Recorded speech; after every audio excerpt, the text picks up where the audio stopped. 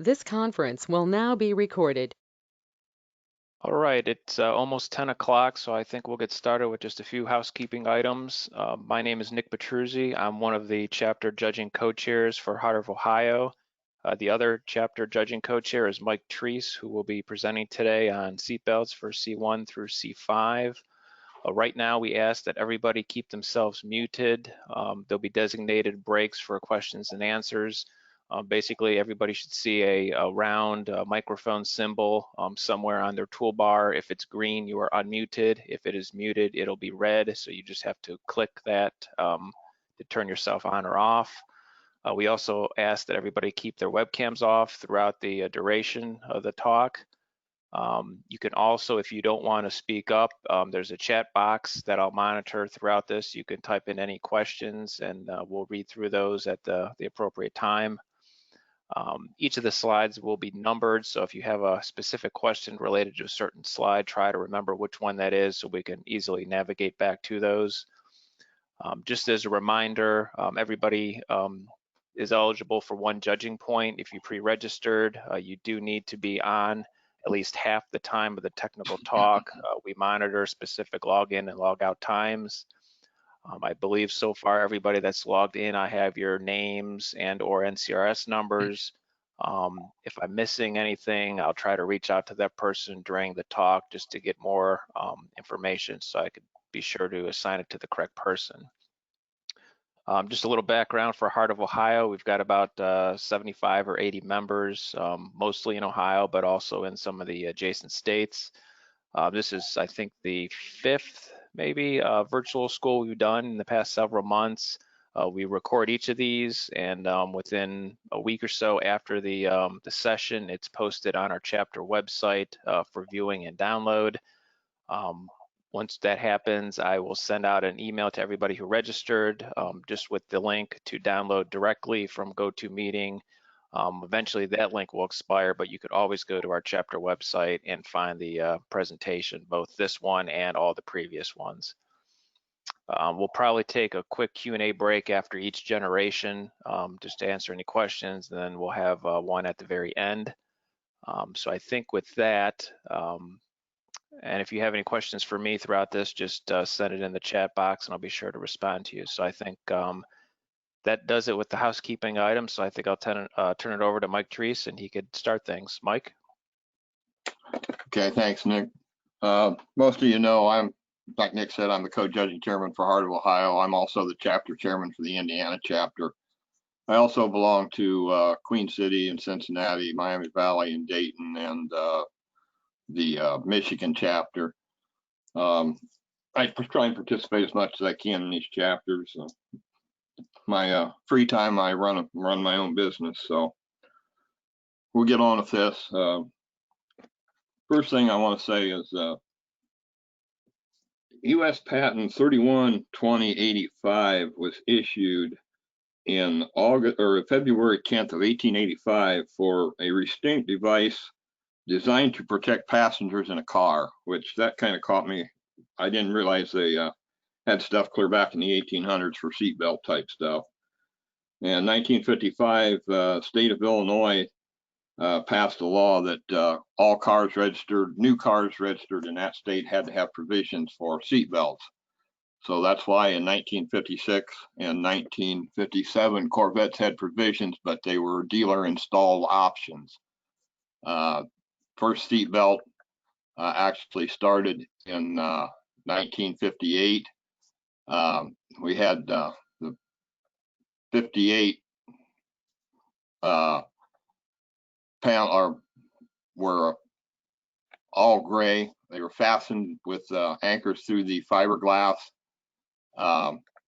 They had tags on them, who made them, instructions. They also had model numbers and what they were designed to meet.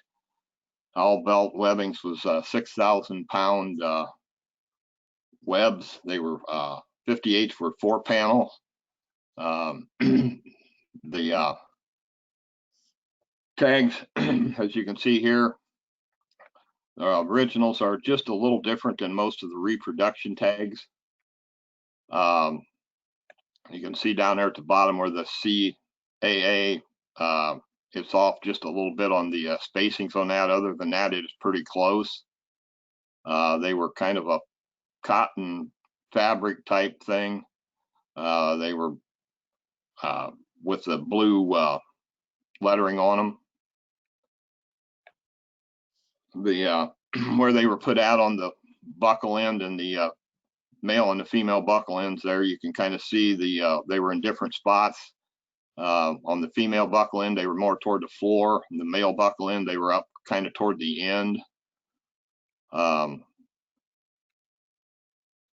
I said, they were all gray. They were 4-panel. The buckles themselves were a hammer tone color.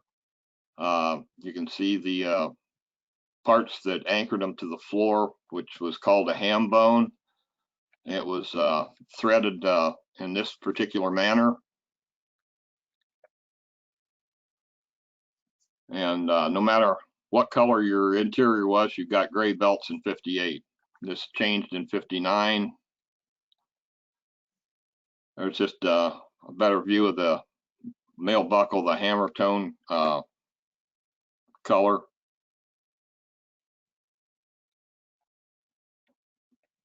The stitched together with 2 boxes with an X across it.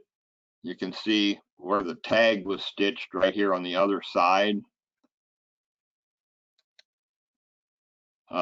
Most of the male buckles had 235 stamped on them. Some of them did not have that stamped on them, and some of them were even inverted where they were upside down by facing the other direction.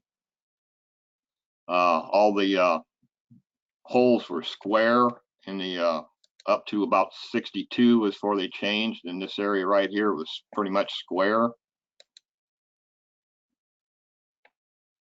59, we went to a 6-web belt. Stitching is pretty much the same, the hole's the same. At that point, it changed to interior color on the webbing of the belt and also the buckle end. There's just a close-up of the webbing.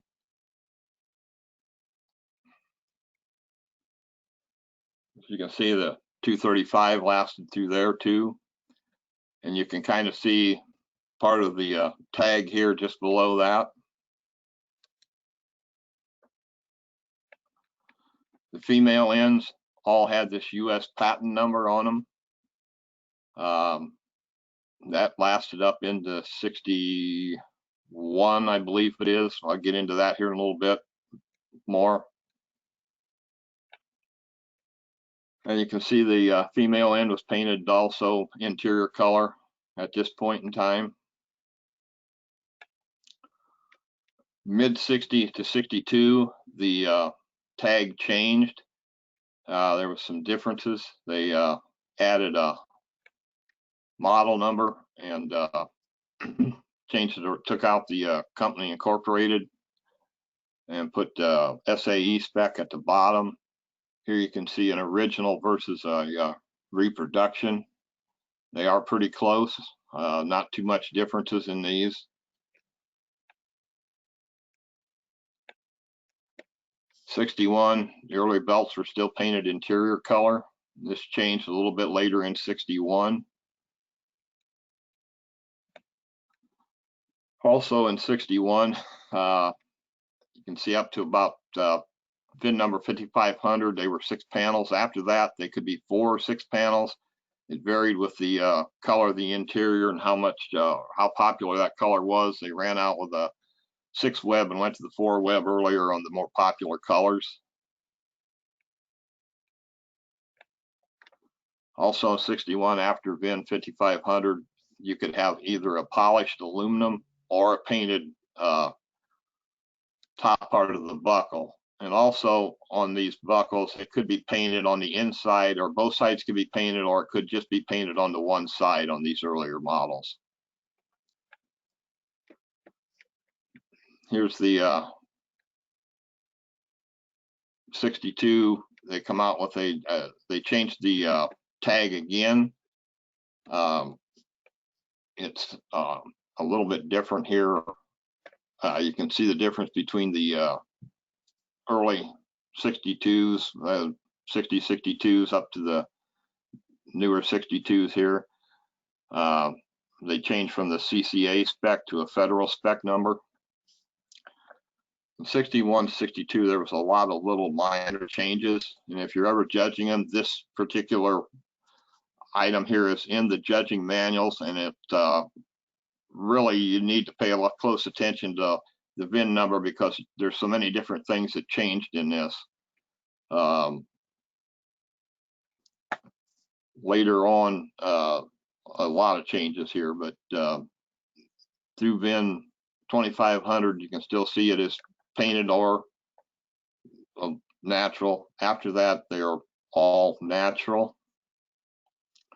And they also changed, instead of the patent number on the back side of the female buckles, it went to a CS5000 with a patent number.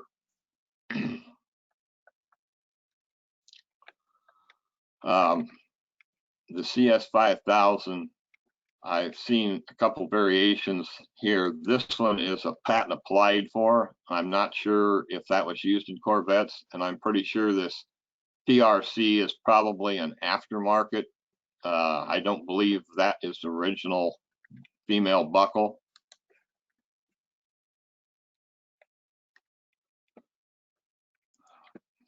After VIN 12,062, we changed again. It went to Irving up here, and you can see there's an IC 5000 in the second line here. And you'll notice it is a small 5000. Later on in 63, they go to a bigger 5000. We'll get into that a little bit later. The fronts are polished aluminum. Here you can see they have also, it's Irvin on this one and Irving in this one. And there you can see the larger 5000, which is usually a later 63 type buckle. 62 mail-ins around VIN 2500. We changed from the square hole to a rectangular hole. You can see we're at the 4 webs in the 62 over there.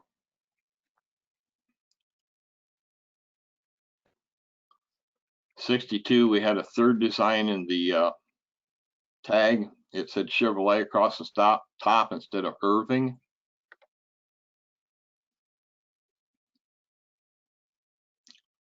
'63, that tag also was used on early 63s, and you can see the tag is sewed up closer, or it's right over the overlap in this particular model. And you'll also notice the boxes are kind of overlapped with the X's. Hey, Mike, do you want to take a quick break to see if anybody has questions on C1? Yep, we can do that right now. Okay. Yeah, if anybody has questions, type them in or just unmute yourself. I did have one quick question. You may have mentioned it. You started with 58. Was there ever a year where the seatbelt was optional, or was it starting as standard in 58? No, they just come standard in 58, 56, 57. It was a dealer installed option. It was never a factory option. Okay. And as far as the tags go, you showed some originals versus reproduction. I know some people take the original tags and have them restitched on reproduction webbing. How easy is it to tell if the webbing is reproduction or original, or you may be talking about that later? The webbing on most originals is really, really flexible. If you've ever touched one of them, there is some reproduction webbing that is that way, but most reproduction webbing is a lot stiffer than the originals, which is a lot more flexible. That's about the only way. I mean, there is some reproduction that is really close that you can't tell. Okay. Anybody else have any questions? Hey, Nick, it's Wes. I just looked this up kind of in prep for this session. Federal mandate didn't come out until January 1st, 1968. So they were, I actually thought the Ford Mustang was the first one to do it first. But what Mike's saying is that, I mean, Chevy was 10 years ahead of the federal mandate. there was cars that had them in the 40s. I think it was a Nash, if I remember right, I think it was Nash that had them in the 40s. Wow. I don't know if anybody can help me out on that, but I think I read that somewhere in my research and all this, that Nash ended up with them in the 40s. Okay, I don't see any other chat questions, so I think we can move on. Okay. I actually got a question. It's Chris Enstrom from North Central. So, if it was a dealer accessory in 56 and 7, I know that for other safety-related items like double crimp brake lines versus original single crimp, we don't deduct for. How would a 56 or 57 seatbelt judge? And if you got a seatbelt in a 55, a 53, 54, 55, 56, 57, it is not a deduction because it is a safety item. Okay. Thanks for confirming. Okay. Anything else? This is John Ballard. I bought How you doing?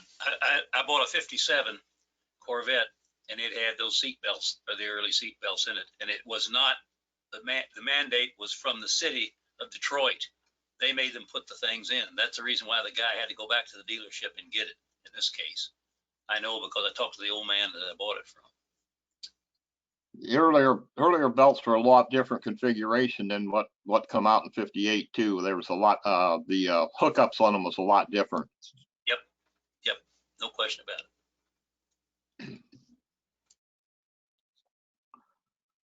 Anything else? Somebody just mentioned on the chat, Fred Richards from Wikipedia, Nash in 1949 and Ford in 1955 offered seatbelts as options. Let's see, while the Swedish Saab first introduced seatbelts in 1958. And then the Saab GT 750, introduced in New York Motor Show in 1958, had the safety belts as standard. Okay, I think that's it. All right, we'll move on then. The C3s. If I get carried away, stop me, Nick, at the end of C2s. Will do. I just seen something else pop up there, but I didn't catch it. Yeah, did all the mounting hardware have overspray? Was the question. Yes, most of it had some overspray, put it like that. It depended on whether some of it was exterior overspray, some of it was interior overspray from what I've read.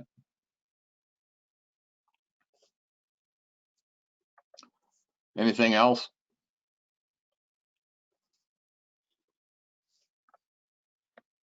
Okay, we'll move on then. 63, like I said, the overlap on the stitching here with the double X and the tag overlapped. And also, by the way, the tags were in these air were sewed on all four sides. Here we are, 63 again. I said earlier about the small IC 5000 and the larger IC 5000. If you see a small one, that should be 62. From 62 to been probably 6,000, somewhere in that range of 63. After that, they went to the larger 5,000 here.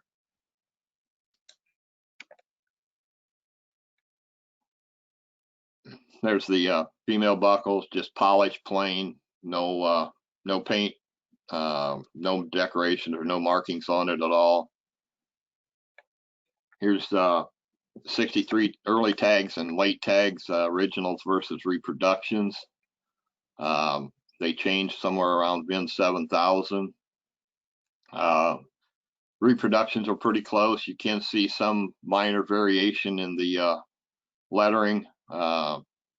Not real bad though. It's really pretty close. 64. We changed from the 5,000s to the 8,000s. The 64 and early 65 is like the female buckle over here, where the lettering was up top. In mid 65, after the retractors come out, it moved to the bottom, and there was some instructions in here. We'll get into that here in a little bit in 65. 64, the front changed. It was painted, and it had a bow tie emblem in the middle of the buckle, and the bow tie emblem was always in line with the belt.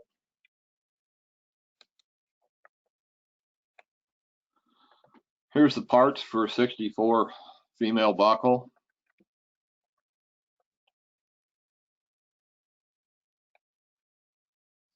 Webbing, you can see it went to, I forgot to mention in 63 that the webbing was a 3-panel belt, all equal panels. In 64, it is still a 3-panel belt, but the center panel is twice as light as the two outside ones.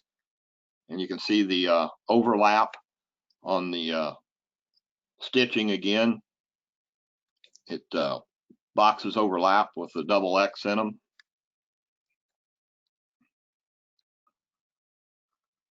'64 tags, you could have either Corvette across the top, or you could have Chevrolet across the top. They're both that way. As you can see here, the inside of this one is kind of somewhat painted. That was kind of an option. They could paint them or not paint them. From what I understand, they just required paint on the outside of the buckles on most of them. Here you can see 64 original tag versus a reproduction tag. Fairly close, a little bit of difference in the lettering, but not bad.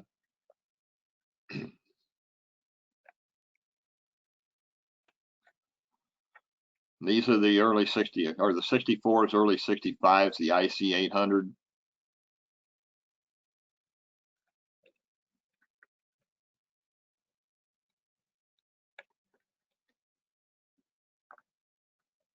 This buckle was used 64, 65, and early 66.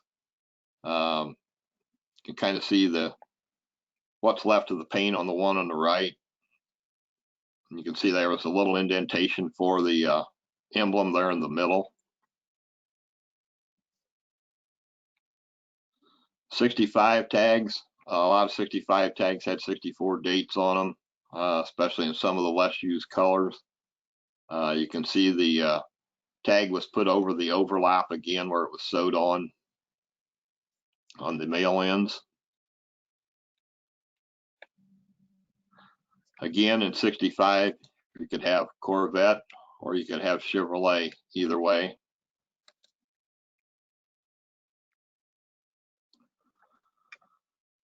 '65 date on that one.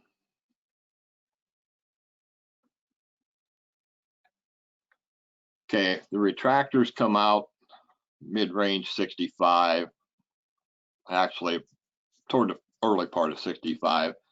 You can see that on this particular buckle here, that it's just the model number and the Irving and the patent and that stuff toward the top.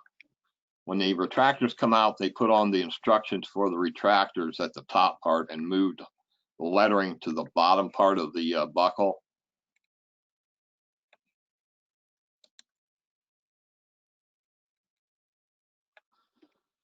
Retractors first come out around 6,000 VIN. They're roll belt made by Borg Warner.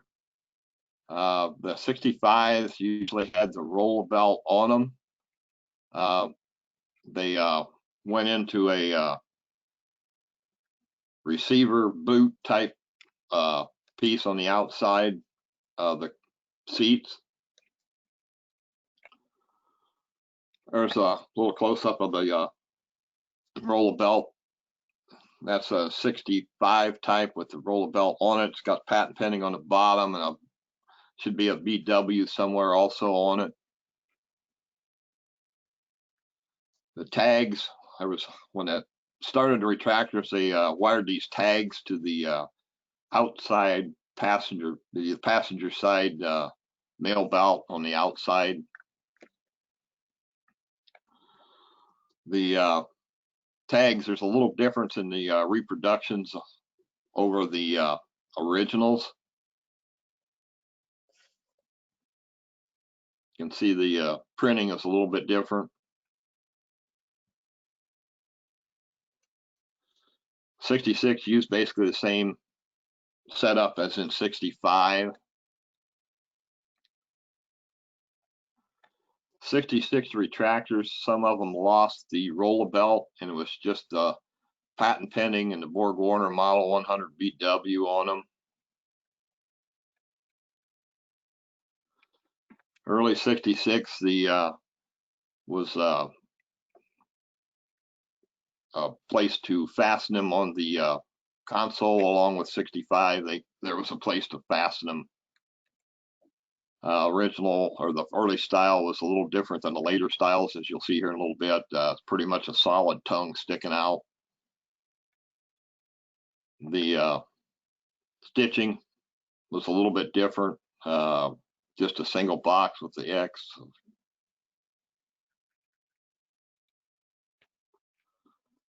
66, we had a various, Irving had two different tags they used on their early 66 belts. It could say Corvette, or it could say Chevrolet across the top. The bigger belts come in a little bit later, and was a more of a square rather than a rectangular, as the earlier tags were.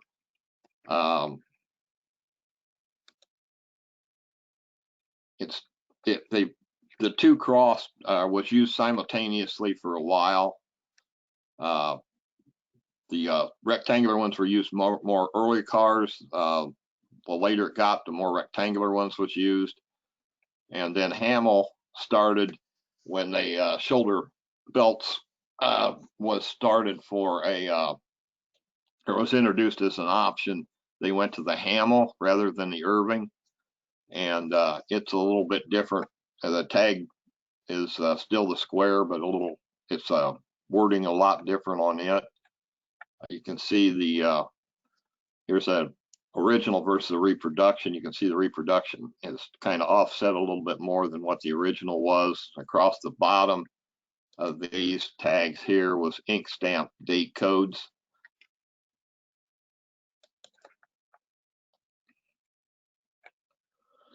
Also, Irving's mounted with a triangular piece at the bottom, where the Hamills with had a retractor built right on them, was mounted on a post sticking up along the outside of the car. When the Hamills took over, the buckles changed to polished with a Chevrolet bow tie in the center, push button to release, rather than the whole handle lifting up to release it as in earlier models. And here's the bracket for the later ones. It has the square hole in it to fasten the buckles into. The earlier one, 65, 66, was just a solid piece, didn't have the slot to lock them in. When the shoulder belts come out, there was also different warnings put on the buckle to make sure that it was done right, and the buckle was a little different. I mean, the same buckle was used for this seat belt as long as the shoulder belt. There was two different buckles used, and the shoulder belt buckle had a tag put on the back with instructions. Here's just a little better picture of the retractor, where the retractor went in, and these were date coded. You can kind of see the date code right in here, and most of these had an H 139 number on them, on the post that stuck up somewhere. Usually they were toward the bottom.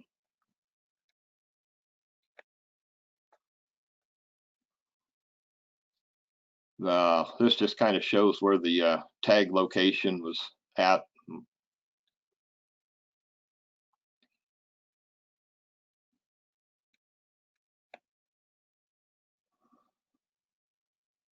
67 belts basically were just like the late 66. Shoulder belts and everything were basically the same. Here's the sticker that was put on the shoulder belt, the female buckle of the shoulder belt, with the instructions of telling you what to do with your shoulder, how to put your shoulder belt on and wear it, I guess. Lap belt. When the shoulder belts come out, there was a different model number. This was the shoulder belt, the C-20. The C-10 was the lap belt. On this one, you can vaguely see the ink stamp of the date across the bottom. On the 66, 67, when the shoulder belt buckle was not being used, there was a little cup holder on the board behind the seats that was fastened there that they were supposed to be stored in. It varied with, or it was the same color as the interior color.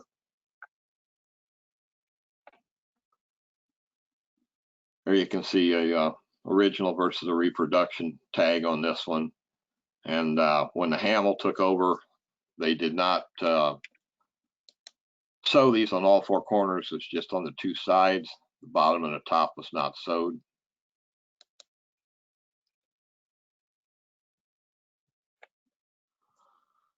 Well, the lap belt buckles, there was a different bracket in 67 because of the parking brake handle in the middle. They flipped them off to the sides so you could store them on the rack on the sides of the console.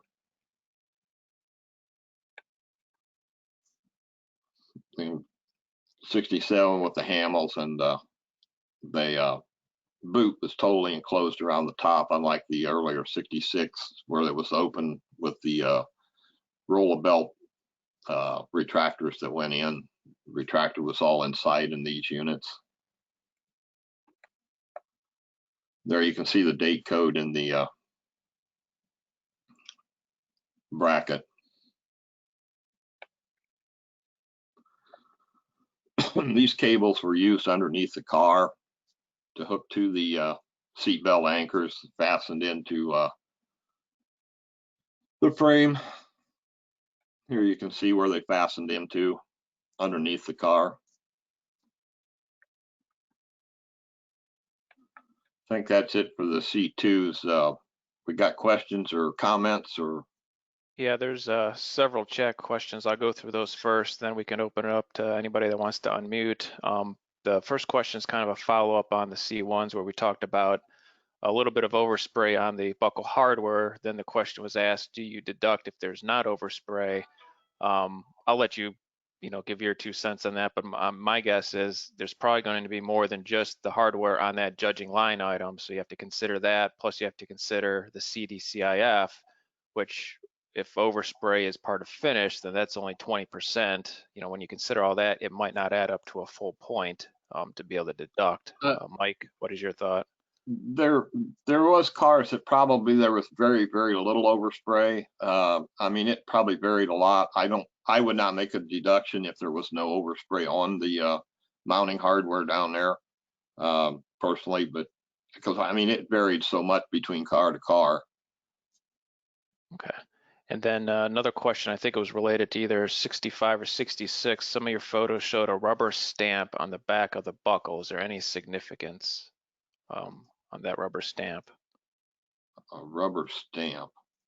Yeah, I'm not sure which slide it pertained to. Slide 72. I'm not sure what rubber stamp they're talking about for sure. Okay. Maybe I'll get a little more information on that. Another question was, any details on the attaching bolts for a 63?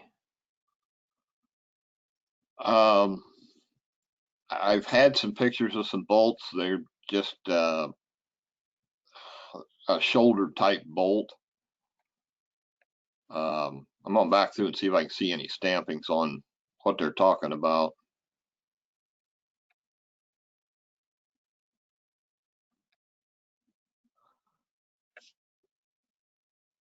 Yeah, the mounting bolts are just kind of a shoulder belt or a shoulder bolt that goes in and anchors solid. Uh, Yeah, I didn't see any rubber stamp either. Another question was, how common was carryover from one year to another? Person has a 64 built in September of 1963, and it has 63 style seat belts. that's not uncommon. The lesser used colors were more likely to be carried over than the more common used colors.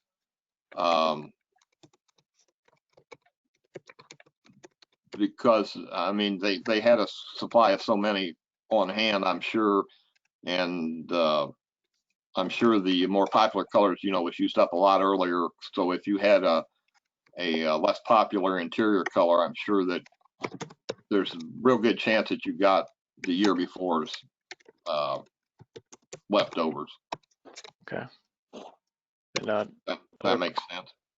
another question was if you can go to the slide with the 65 tags showing an original versus reproduction, just to point out a few differences on that. 65.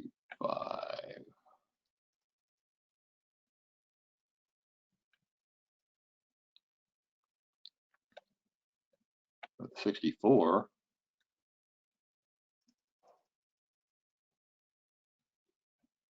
I don't think I had a 65. Okay. I had a 64. Yeah, you may as well just stop on that one real quick and point anything out that's different. It's pretty close, really. There's not too much. I mean, the lettering is just a little different in spots, but for the most part, it's pretty close.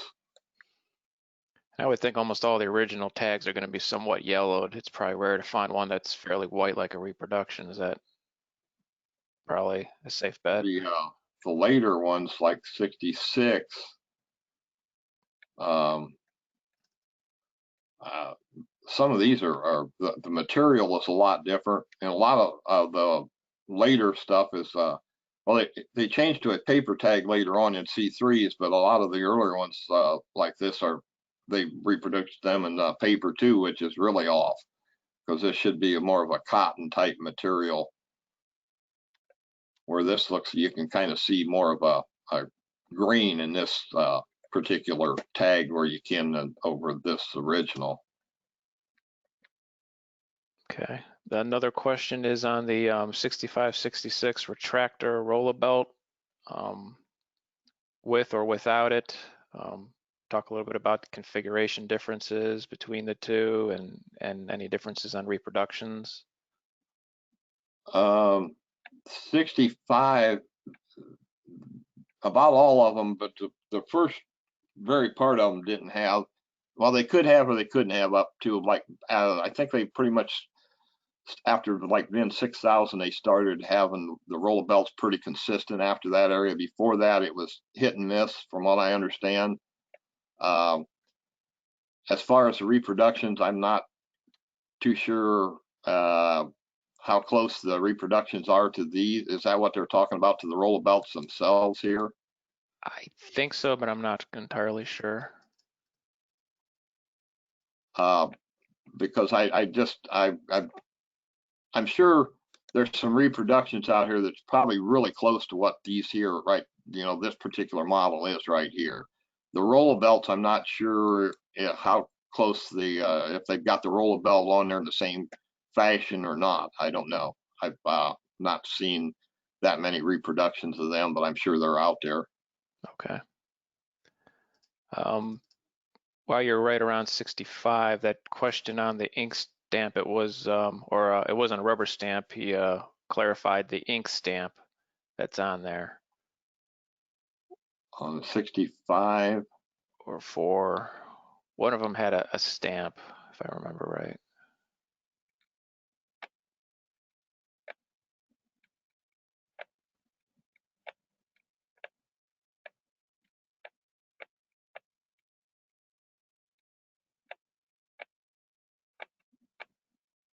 Yeah, there you go. And there's an example of one stamp on the bottom there on the left. Yeah, when they went to the larger square tags, they all had ink stamps across the bottom. And I have seen some ink stamps on these rectangular ones. I don't know if I got that picture in here or not. I had a 64 that had an ink stamp on it. I don't have it in here though. But I have seen an ink stamp on them, so I don't know why that happened, but I have seen it on the belt. Okay. Slide 72 was a question. Okay. Regarding the enclosed style, the 67 retractor cover, is it the same for that entire year? I can't really answer that. Maybe I don't know if Nick's on here, the 67 team leader or not. He can maybe answer that. I think they were all the same, but I'm not sure, because I think they changed when they went to the ham on 66, but I'm not sure of that.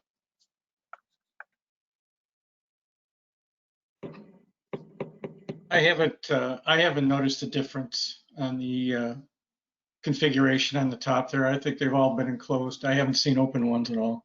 I think they stopped doing the open ones when they went to the Hamels, if I remember right. I think you're right.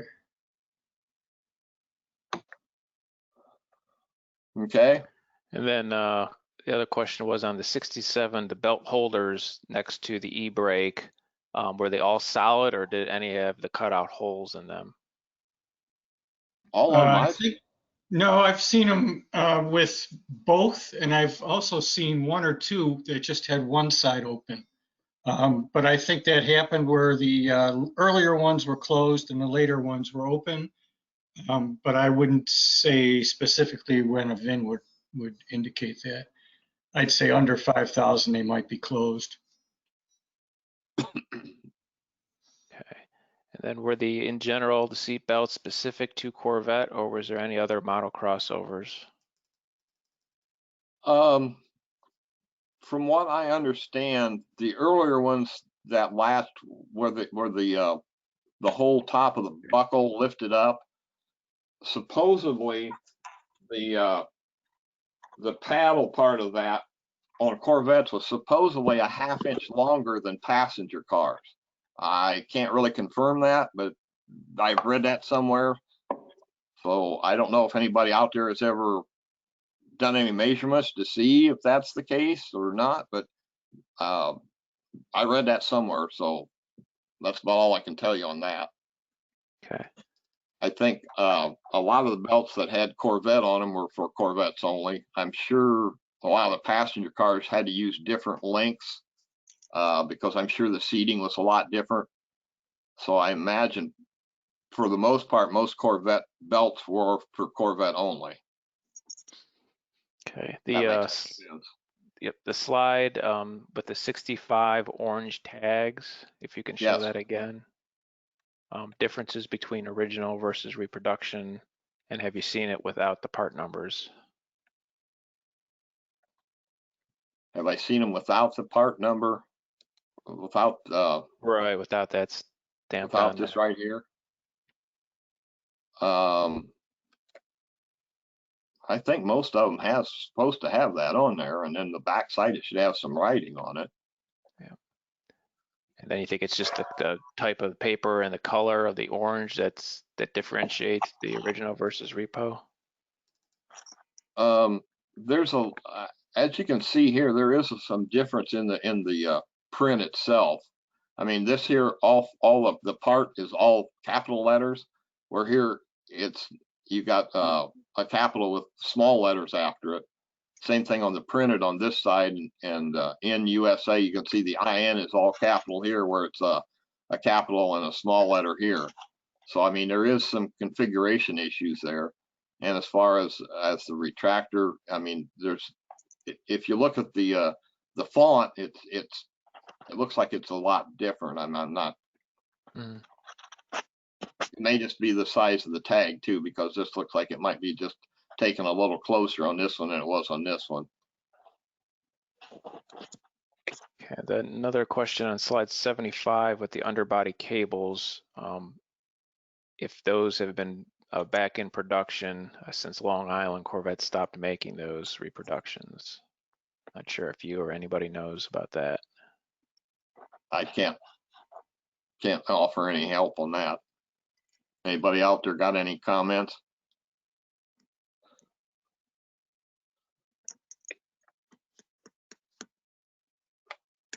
All right, and then another question, a 65 coupe with VIN 4146 with retractors. Did you indicate retractors started with VIN 6000? They pretty much started at 6,000. Yeah, they were more prevalent after 6,000. They were hit and miss up to that. After about 6,000 is when they were more prevalent. So before that, so the 4146 VIN, that may not be correct to have retractors on that car? Or it's just an unknown? It could be, they could be either way before Okay. 6,000. Okay. From what I understand anyway. From everything I've read, that's my opinion anyway. Okay. Slide 52 real quick. This is the last chat question I have. Just to see the difference again between the original versus reproduction on slide 52. Right, which I think we probably explained in the comment previously with the lettering. Okay, anybody else have any questions?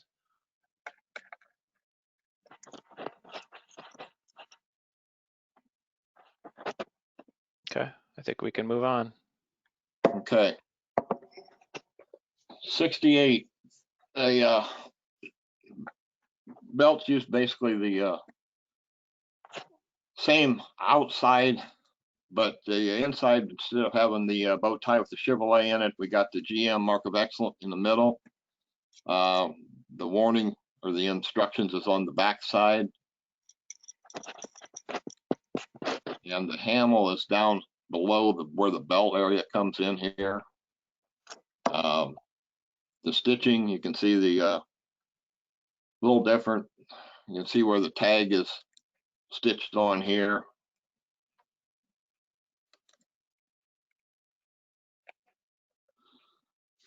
There you can see the ink stamp on that tag pretty clear.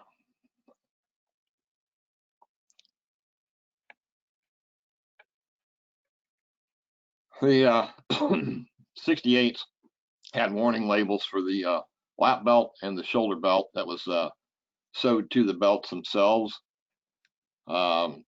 These changed frequently here in early C3s, so every year it's about different in some way for the first few years here.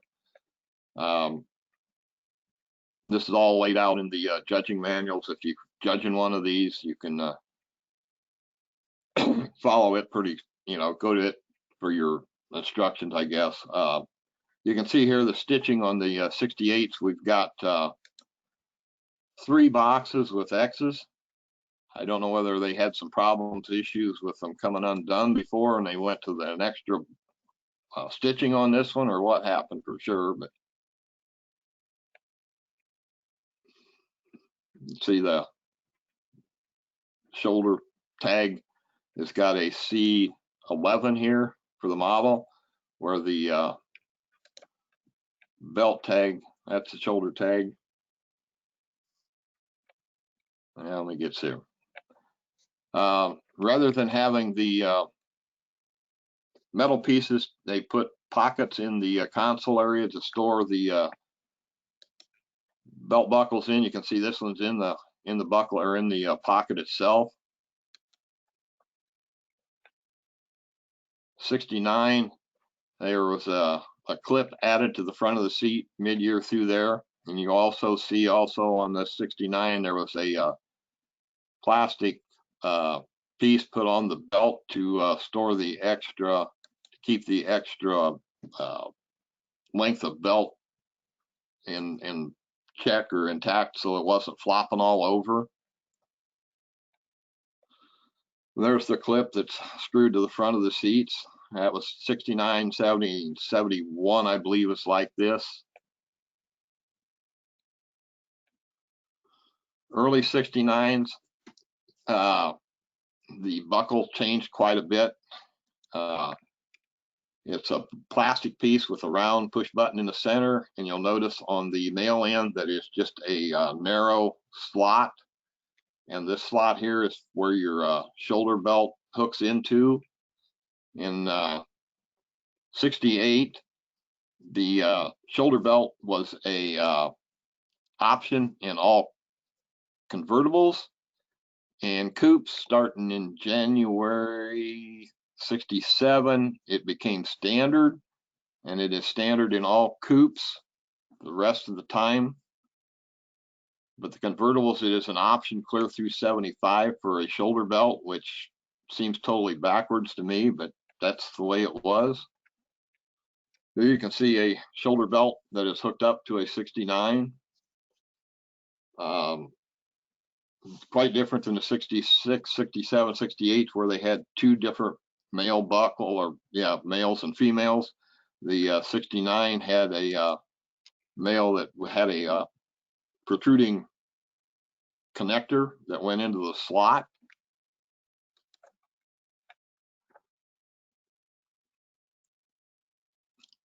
You can see the male connector, or the male end of the shoulder belt, and the this is the anchor point for the shoulder belts in the 69s. They anchored to the rear wheel well area.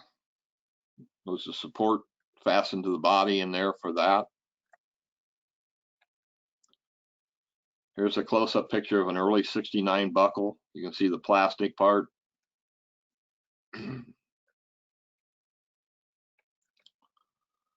The back side of a 69 with the you can kind of see where the tags are fastened on these, and these are usually encased in a plastic housing to where you cannot see these. And you can see the housing over this one right here. The early styles, you can see two different numbers down in here. A Hamel RCF 65, or this I think it's an Ace, I forget what, A something 100 on these.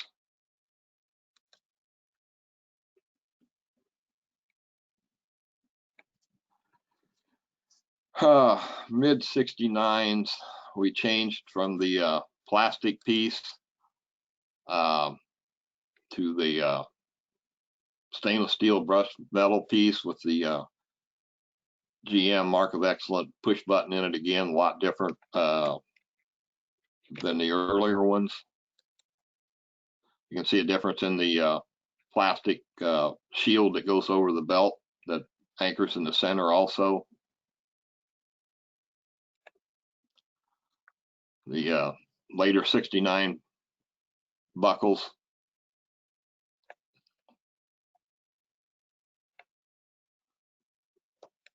They also changed the male end. Rather than having the narrow piece like the earlier ones, they went to a square piece,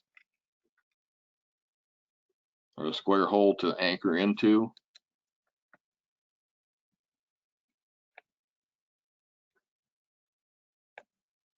The 69 tag. I've seen different ink stamps. This one's a little different than a lot of the other ones. I'm not sure whether I'm sure there was more than one belt line where they made them. So I'm sure there's probably some different variations in the stampings themselves. Here's the instruction tags or warning tags on the 69s. I told you they varied quite a bit from the 68s.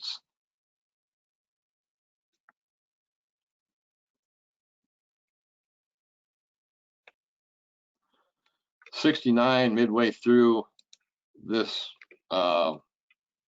plastic piece where the belt come up through, the belt was anchored underneath the carpet in later 69s, where it was anchored on top of the carpet, from what I understand, in earlier 69s. And there's just a close-up of the tag that kind of holds the excess from your lap belt.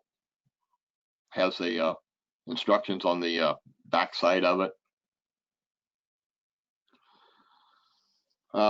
Shoulder guides on top of the 69 seats. From what I understand, some have it, some don't have it. There's no really distinct reason of when, why, or if. They just periodically were on some and periodically run out on some, from what I understand. From the judging manual, in 70, 71, 72, early 70, the lap belt is seen in different lengths. The shorter belt measures approximately 35 inches, while the longer belt is approximately 51 to 53 inches. This is right out of the judging manual. So if you're doing a 70, don't get excited if you see a real long belt or a short belt, because they were both installed in 70 for some reason.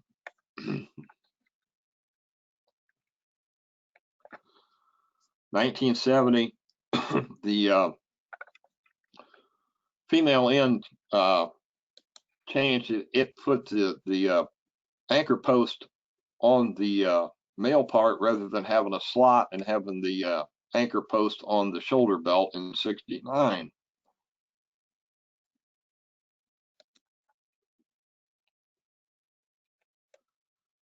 A 1970 tag. You can see the ink stamp on this was a lot different than the one on the 69. It was more fancy on the one on 69. Like I said, I've seen them both ways. I don't know if there's anybody else has had any particular dealings with the two different styles, but I've seen at least two different styles of lettering.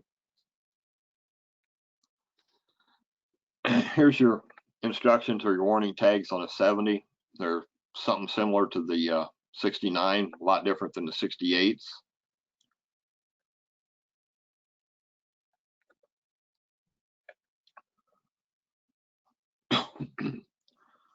The shoulder tags are clear to the back end. You've got to extend the belt clear out of the retractor to see the tags on these shoulder belts.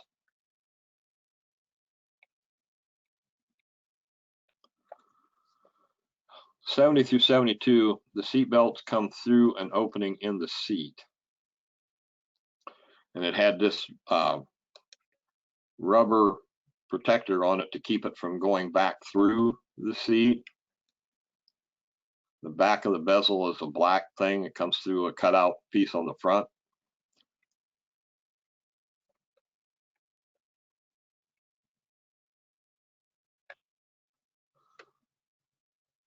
'71 female buckles.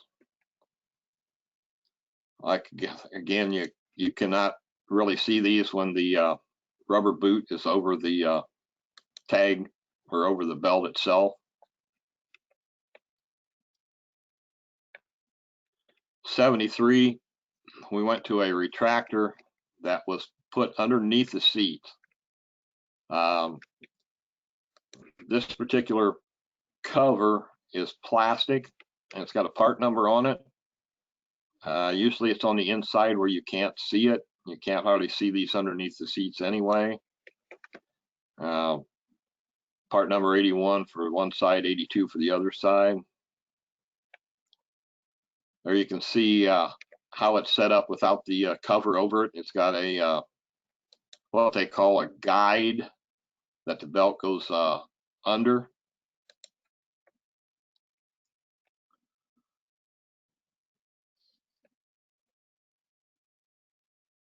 '74, they put an interlock on the seatbelt system where the car should not start unless the seatbelt is latched.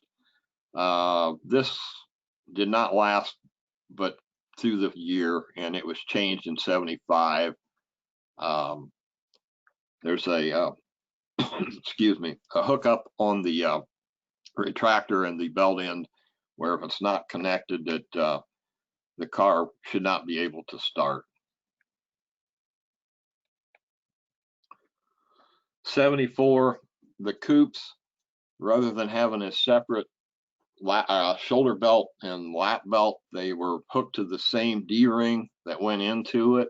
That's just on the coupes. The convertible still had the separate belt because it was still an option. Same way in 75. The stitching is a lot different than it was in earlier years. It's 74, we got this plastic clip, what they call a comfort clip, I believe is what it was called.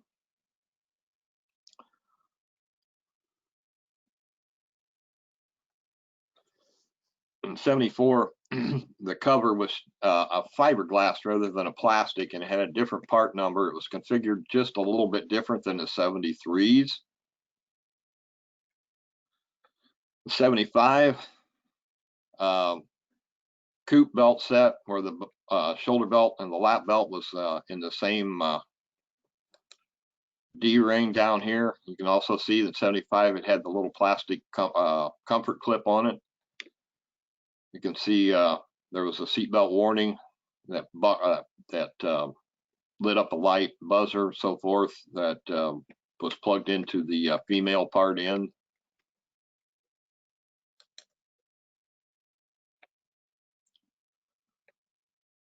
75 female buckle. You can see it encased in the rubber vinyl housing around it.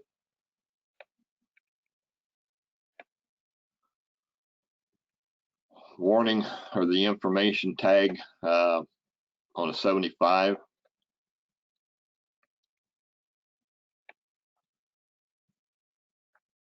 '75 Firestone purchased Hamill, so you can see either a Firestone or a Hamill label for a few years or for a while in these cars. That actually they have seen both Firestone and Hamill label in the same car, so that's not an unusual or not a item to deduct. If you see a Firestone and a Hamill in the same car, it has been seen on original cars.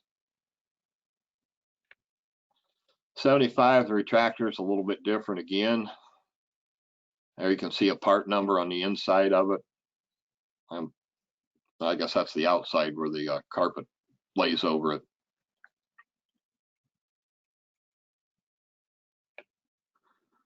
A 76 retractor cover.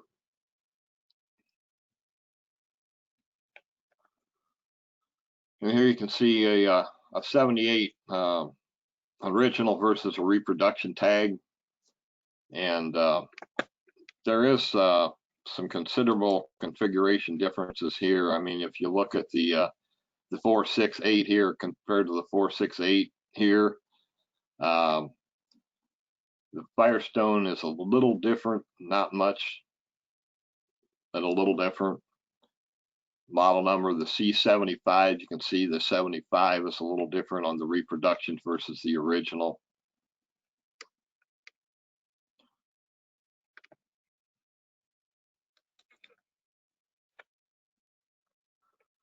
'78 male and female end. You can see the lettering on the male end down there. The female end is pretty much encased in the vinyl housings where you can't read a whole lot on it. 81 tag. We went back to the 4-bar webbing in later years. An 82 tag and warning labeled.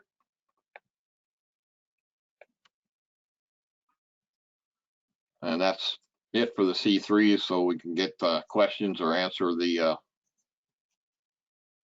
questions we have. Yeah, there's a couple in the chat related to a previous question on if Long Island still sells the underbody cables. Somebody posted in the chat a link to Paragon that does sell them, so take a look at that if you're interested. Then there's a question on 68, if you've ever seen retractors on the lap belt. Early 68s, it's not uncommon to see a retractor on a lap belt. Okay. One question I was thinking about, it really doesn't pertain to any specific year, but obviously some of these cars, you know, given their age, you're dealing with belts now that are 50, 60 years old. In your research, have you read anything that the manufacturers indicate what the shelf life is of the webbing for it to still perform as intended? No, I've never really read anything on that as far as a shelf life or, you know, length of. Mm-hmm. But I will tell you though, I've got an original 1960 belt that is still very flexible. And if you ever have a chance to touch an early belt as far as to feel how flexible they are compared to some of the reproduction belting, it's amazing how much difference there is. Okay, anybody else have any other questions, either in the chat or you could unmute yourself? Slide 106. You were saying that started in 73?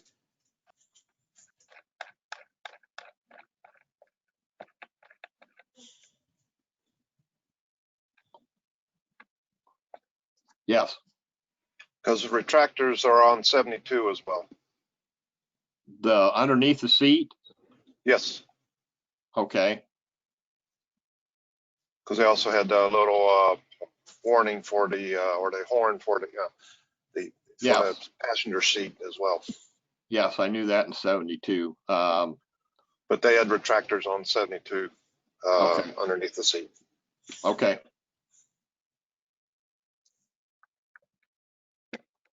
There's so much information I've went through on this that I'm sure I got mixed up on more than one thing into here, so I'm sorry about that. Anything else?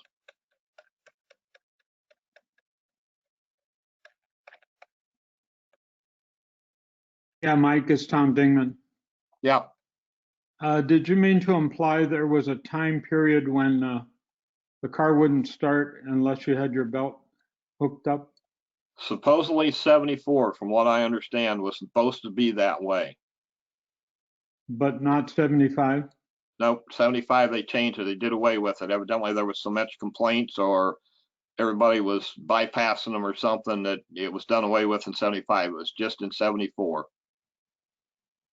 Good job, Mike. Thanks.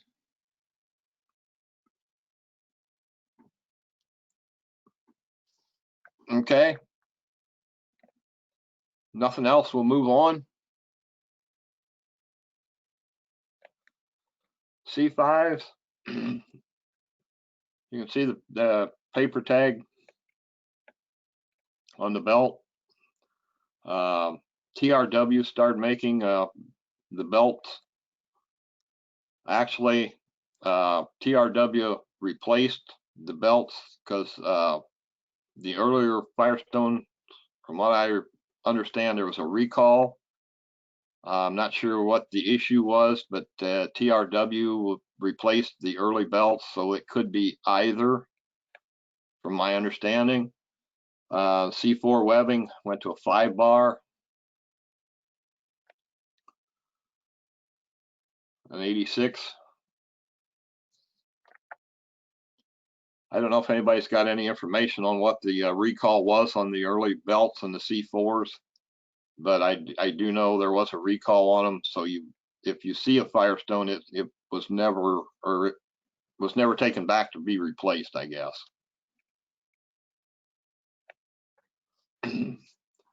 The D-ring had a plastic coating around the area where your belts hook into on the C4s, early C4s. The retractor the lap belt went up through a connector on the B pillar on these, and the retractors was all in the same area down below for the lap belt and the shoulder belt.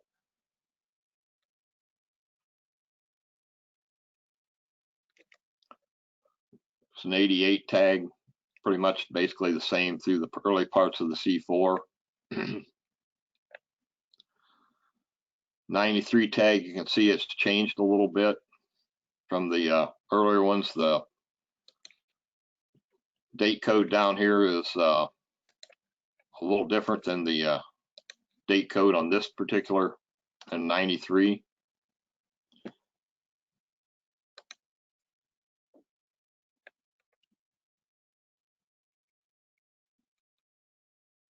Another 93 belt. The hookup for the males to the females. You can see the D-ring, they both fastened in like they did earlier. 94 through 96, the male part changed considerably.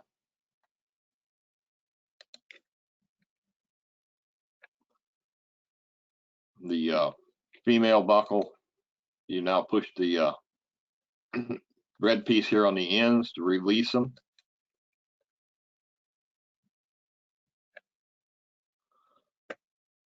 A caution tag on a 94. You can see the 94 date tag.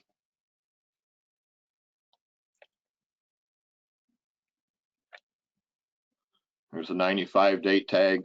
You can see the 95 right here, the 122nd day of 95.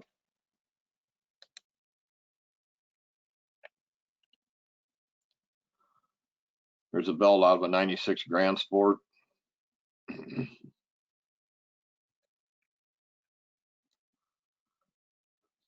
warning or the caution label.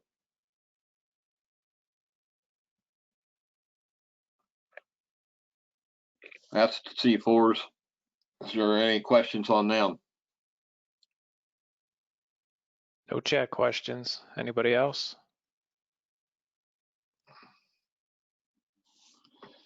Okay, the 97, you can see that the male belt changed again.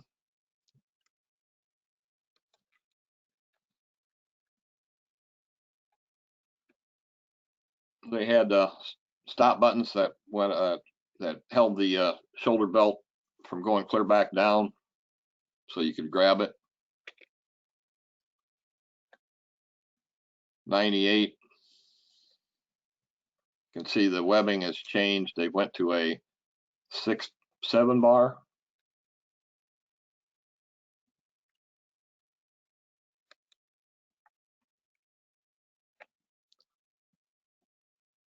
Warning label in a 98, and this changes a little bit here in a little bit. The manufacturer, in the judging manual, it says these are supposed to be TRWs, but all of the earlier 98s, 99s I've seen has been an Allied signal belt. So I'm pretty sure that the judging manual needs updated on that part, because I've not seen a TRW in one of these cars. And these have a tendency of losing their tags. You can see where it was on here and where the warning tag was on. So if you're doing a C5, you want to be sure and pull them out to check to see if the tag's there or not. 2001, we changed manufacturers again. It's BREED Technologies Incorporated rather than the Allied.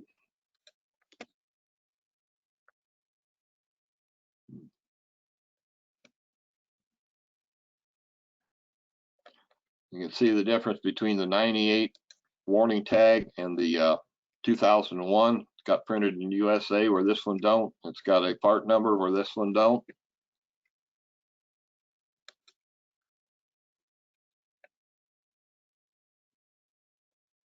2003 tag.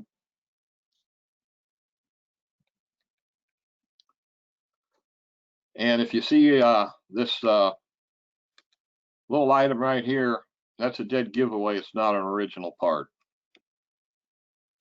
And that concludes the presentation. I hope I did not bore everybody too much, and so everybody got a little bit out of it. And thank you for tuning in. Anything other questions or anything else?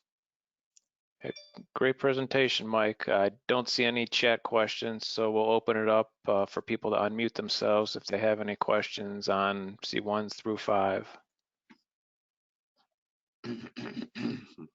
Mike, Chris from North Central again. On C5, I noticed I used to own a 2000, and the male seat belt end was, I'll call it flat and straight. But then another buddy's 02 Z06 the other day, and I think GM just kind of bent that design a little bit so that it lays more flat across your lap. I don't know if that was a Z06 thing only or if that was all Corvette, but the part that has the hole in it, kind of the male pin, if you will. This piece, right? It's at about a 10-degree angle. Okay.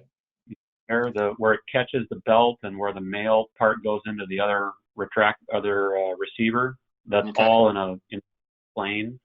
But the O2s seem to be kind of kinked at a, I don't know, like a 20-degree angle or something. It's really nice. Just wanted to mention that if you were. I don't have any pictures of the later ones. I haven't got that many of them yet. I kind of had to throw some of this in here at the last minute. Most of these presentations I've done, I started doing these for the Heart of Ohio back about 8-10 years ago. So a lot of these I've had to go through and upgrade, and as they've added cars to when I first started doing this. So a lot of these are just I try and keep adding to them, keeping them in my file, and keep adding to them as I find out more information. So yeah, fantastic. An amazing body of effort. And Mike, related to that comment, I know these presentations do take a fair bit of time for you to put together. I know on occasion there's certain topics you might just need researched a bit further. Are you open to having anybody volunteer to help you do research on a certain topic if they email you? Yes, if anybody's got any ideas or any comments or anything, I'm, like I said, I try and keep these updated, so if somewhere down the future somebody wants to see them, I've got them, and I can maybe somehow get it to them. I'm more than willing to send them anything I got, or like obviously like this one, you can get it off of the Heart of Ohio website, so that's not a big issue. But like I say, I try and keep updating them as I find out more information. So yeah, anytime anybody's got anything that they can add to any of these, I'm more than willing to add it in there. Hey, Mike. Yeah. Why did we skip from 88 belts to 94? Because I did not have access to them cars right at the minute. Understood. Like I said, yeah. Dallas Keller with Midway USA. Yes. Hey, I was wondering why we kept changing the number of webs in the belt from 3 to 4 to 6 to 7. Was it a strength issue, or is there a reason why? Not that I'm aware of on the strength issue. The only thing I've come up with is the belts had to be rated at least 6,000 pound tension or break point, and why they changed from different belt or different panels from 3, I don't know. And like 63 had 3 equal, and 64 had 3, but the center one was twice as wide as the outside one, and the earlier one started off with 4 and went to 6, and it's just all over, and I have no answer for why. If somebody can tell me that, I'd appreciate it. All right, thank you. Hey, Nick, this is Wes, and just a few parting comments to everybody on the phone. I can't thank my name's Wes Wells from the Heart of Ohio, and Mike and Nick have done a great job, and this has been our way to kind of address some of the COVID issues. And we still have gotten out, but this has been our main tech sessions that we've had.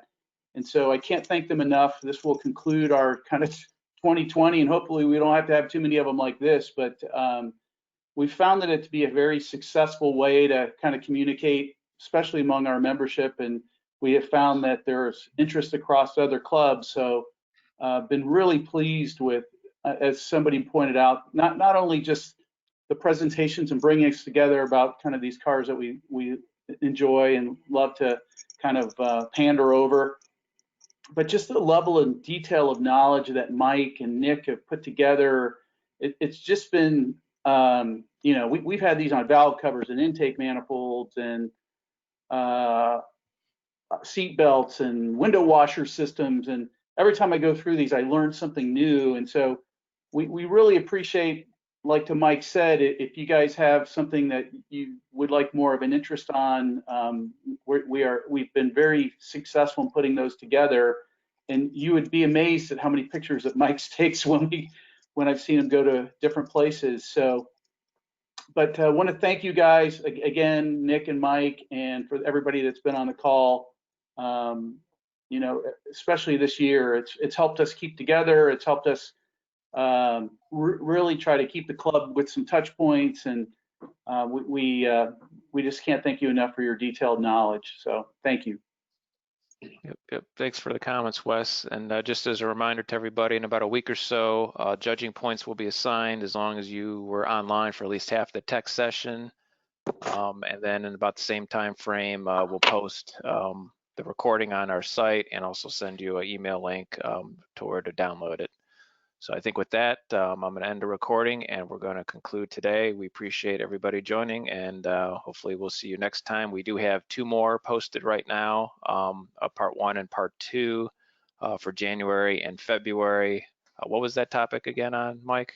It's mostly on rims and spare tire equipment and parts and stuff like that. I got one on tires and tires and hubcaps that I was supposed to do at the National at French Lick, that they want me to do it at a National, that I will not get into the tires and the hubcaps that much, but it's just in the related part of the wheels. Okay, that sounds good. So yeah, if you haven't already registered for that, be sure to do that, and then hopefully we'll talk to everybody in January. Take care. Thank you.